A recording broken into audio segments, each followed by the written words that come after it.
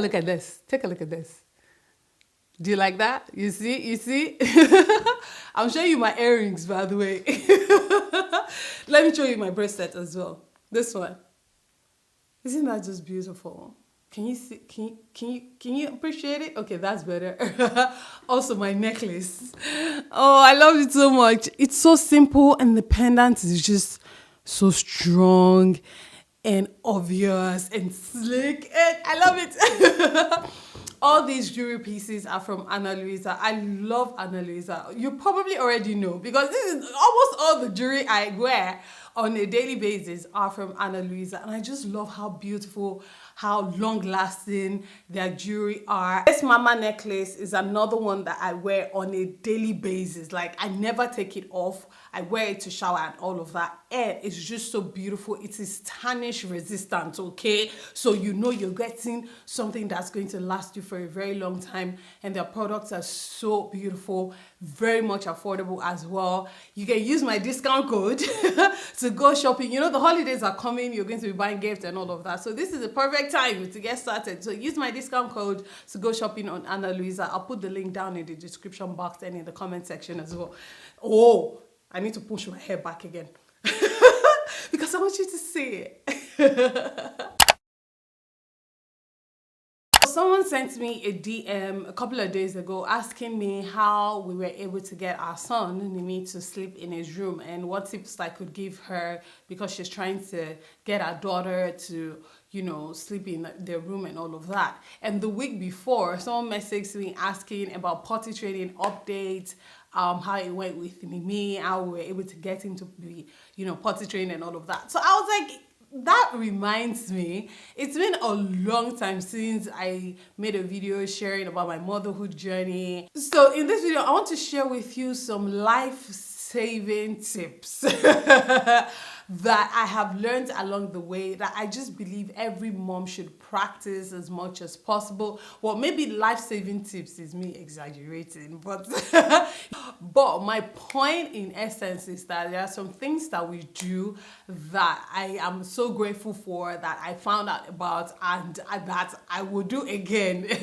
Also, feel free to share this video with all your mom friends, your mom-to-be friends, even you, even if you are single and you don't know you're going to be a mom, still watch it, okay? Because there are things that you might be able to incorporate into your own life as well. Number one, I think the biggest thing for us that we're just so grateful to God for, because thank God, is routine.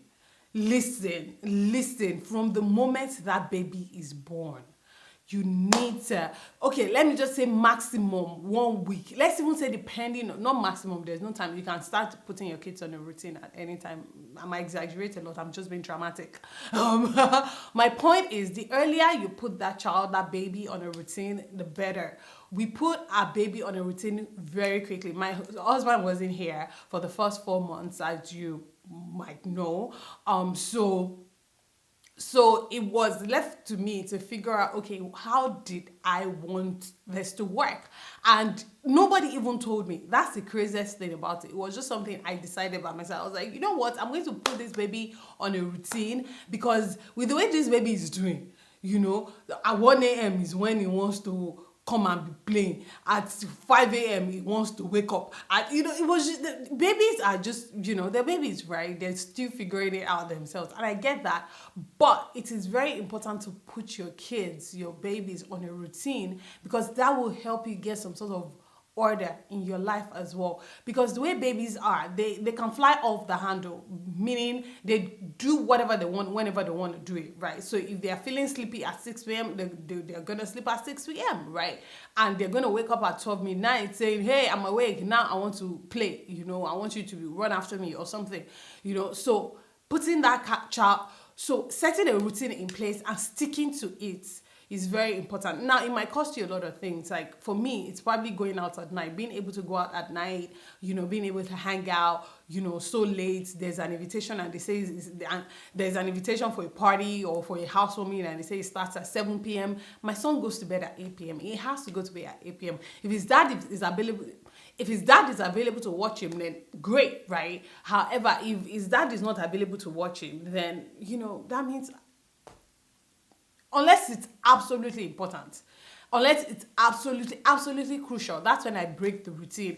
But one thing I try very hard not to do is to break a routine for so long, right? I try not to break it back to back. I try not to break it like 4 days in a row, right? And then it becomes chaotic. No, I try very hard not to do that. And it's best when you set that routine based on your own schedule, based on what works for you, because that way you're able to incorporate the child's life into yours conveniently, and you both will be happy, right? But if you're like, oh, he's feeling sleepy at 7 p.m., okay, well, sleep. You're not going to sleep, because that baby is going to wake up at 1 a.m., and that baby is going to be wide awake, or your toddler. Do you understand? Especially toddlers. They don't want to sleep. You tell them bedtime, they don't want to go, right? But the moment they hit the bed, they fall asleep. So they just want to play. So if you set that routine in place, then it helps you.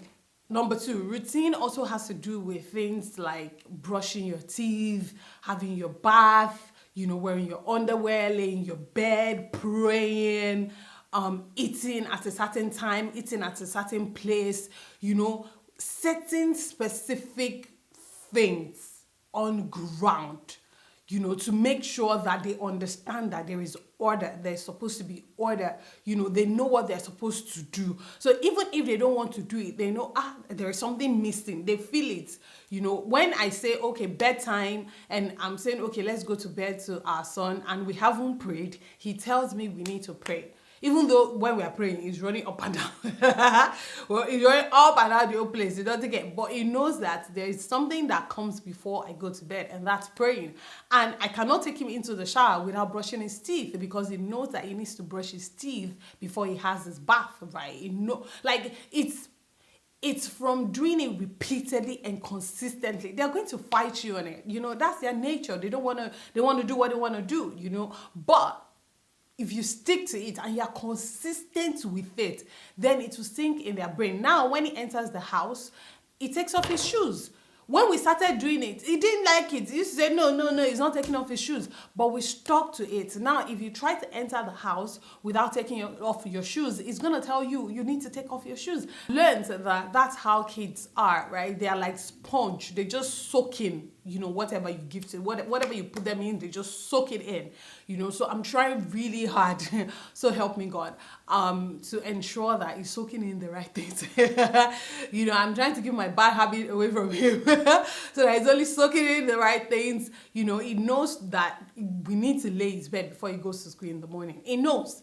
Do you understand? He knows that he needs to poop before he takes his shower. Now, let me talk about potty training very quickly. Potty training was an interesting experience. It was a journey. It did not happen overnight. A lot of people were like, oh, it happened for them in 2 weeks. Their child was potty trained. They don't know how they did it. I heard a lot of stories from mamas saying, and I'm not saying it doesn't happen, because I'm sure it does happen, saying, oh, it took them a month, it took them 3 weeks, it took them 2 weeks, it took them a week. I heard all manner of stories. But for us, it took us months. In fact, we're still on it, and it's been what? Just about maybe from the day, if I start counting from the day I bought the potty to now, we are gradually approaching about 10 months. Thereabout. Now, am I saying it's been potty training for 10 months? No, because I started and then it was just so frustrating. I stopped. And then when I was ready, when I was powered up, I started again. Do you understand? So when we initially started, it was a new thing for him as well. Understanding that, he shouldn't pee in his pull-up anymore. He should go pee in the potty. Sometimes he would pee himself. And he would want to go, but he would not say he wants to go. And then I would say, oh, do you want to go? And he would say no. And then 1 minute later, he has peed himself. And I'm like, why? Or just so many instances like that. But here are the things that we did that I believed worked for us and is still working for us. So yes, he is potty trained full time during the day. So right now during the day, he doesn't wear pull-up. Okay. During the day, no pull-ups, to the glory of God. I can't tell you how much money we've saved from not buying pull-ups. So even when he takes his nap during the day, no pull-up. But at night is when we wear pull-up for him. Now, we tried not wearing pull-up for him for about a week, and I was washing bedsheets every day of that week. Because it was interesting that when he wears the pull-up, to sleep at night, it doesn't pee in them. It doesn't pee. It doesn't pee. You wake up to say he wants to go pee. But take off the pull-up, tell him to go to bed without the pull-up. 3 hours later, you're hearing him crying because he's feeling wet, he's feeling uncomfortable, the bed is wet, right? So that's something we were like, okay, my husband, Tosin, was like, listen, let's take it easy. Give the boy pull-up at night. But during the day, he's fully potty trained, to the glory of God. Thank you, Jesus. That was a success. Yes, to mention the things I believe worked for us. Number one, a lot of patience, okay? Number two, we paced ourselves.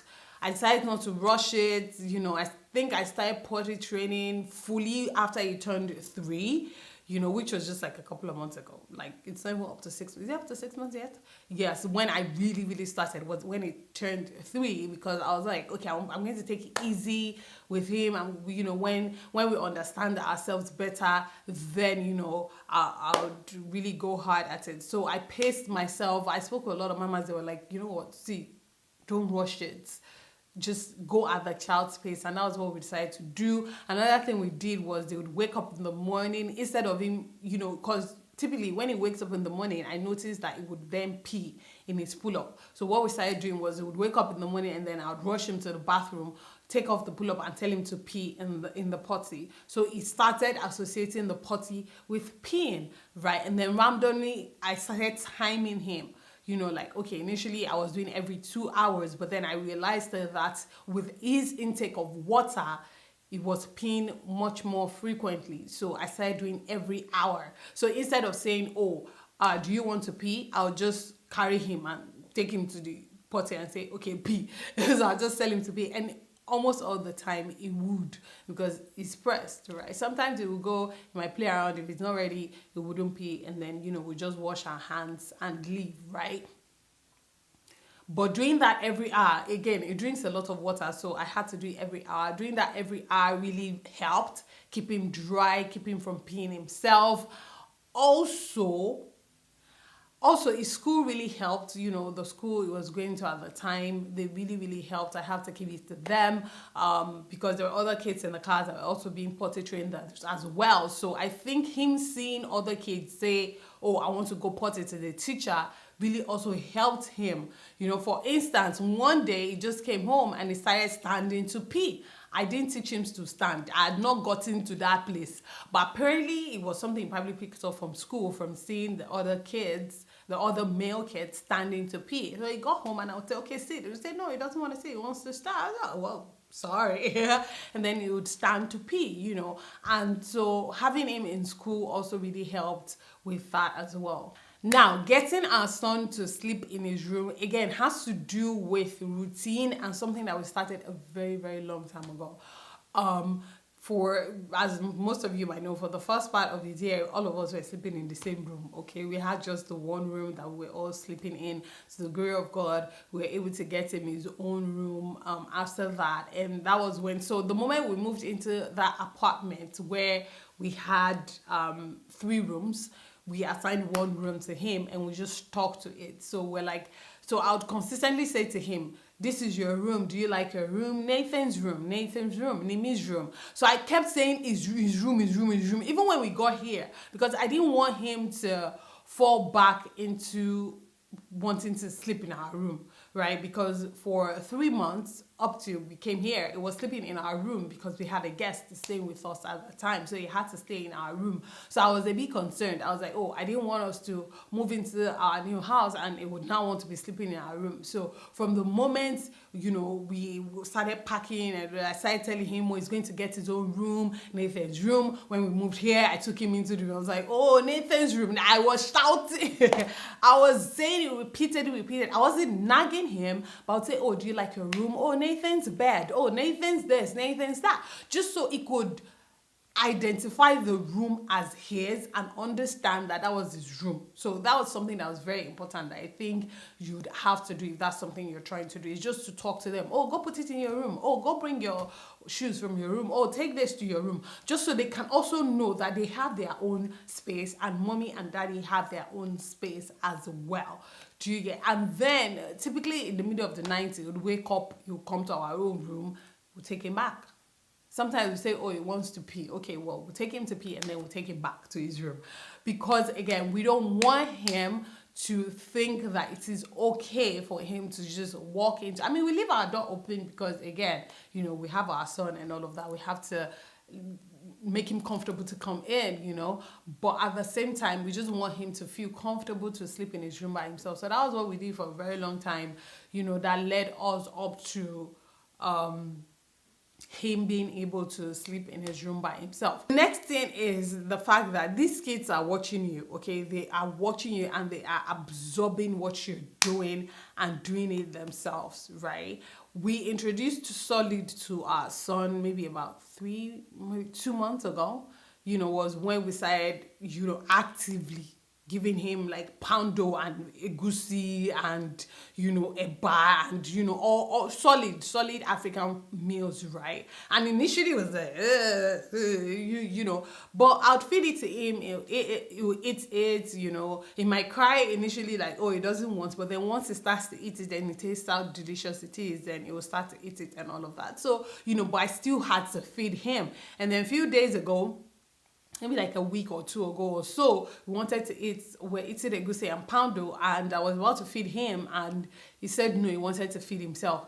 And because I dished his food the same way I dished ours, which was soup separate, poundo separate, he dipped his hand into his poundo, dipped it into the egusi and fed himself, and he was so excited about it. I have a video of it. If I can find it, I'll put it here so that you can see what I'm talking about. He was so excited that I did it. It felt like he had achieved the whole world. Even we were excited because I did not teach him to do that. But from him watching us eating all this while, he picked it up by himself. And that's going to lead me to the final point I want to make, that I have learned and I consistently tell myself on this journey, is that there is no latecomer. Okay, I see 6 months old that eat solid very well. They're eating amala and eating, and that's great. That's great. But don't feel pressured. Our son that is eating solid now at 3 is not a password into heaven. They are not going to ask him when he gets to school, oh, so when did you start eating solid? Do you understand? So many times we find ourselves pressuring these kids to grow up too fast. You know, you have to eat solid now. You have to eat pepper now. You have to walk now. You have to talk now. You have to, you have to be potty trained now. You have to, you know, I understand there are timelines that, you know, there are guidelines that are supposed to be in place to help us, you know, as the kids are growing, so that, you know, they can grow and learn as they should. However, some of us mamas, we overdo it sometimes, we over worry sometimes, we stress ourselves a whole lot unnecessarily, and it's just not worth it. Do you understand? At the end of the day, these kids, just keep what you want them to learn, keep saying it to them, keep showing it to them, and they will pick it up. And they'll pick it up. So that's my motto moving forward, is to go at my child's pace and give myself peace of mind. I hope this was value for your time. I hope you enjoyed the video. Thank you so much for watching. If you have more questions or you have tips that you like to share, I don't know it all. I'm a one child mom for now. At the time of this video, I'm a one child mom. So please, let's give that in mind. Even myself, every new phase is a new experience for me, because this is our first child. His toddler phase was new for me. We are in this phase now where he is constantly saying what he wants. Now he knows that if he wants something, he can say no, or he can say yes, or he can ask for it. Now he knows what he wants to eat for breakfast, and he says it. Do you understand? So now he knows what he wants per time. He knows to say he's hungry when he's hungry, you know. So I'm understanding that these kids we are constantly entering different times and seasons and phases with them, and that's okay. Do you get? So please, if you have more tips that you'd like to share with me as well, or contribute to the conversation, please share them in the comment section. Remember to go get your Ana Luisa jewelry and thank me later. Okay, thank you so much for watching. I love you so much. I can't wait to see you again very, very soon. I pray God blesses you, your home, your marriages, your relationships, your kids. Most importantly, I pray God blesses you. Remain in God, and God bless you. Mwah. Bye.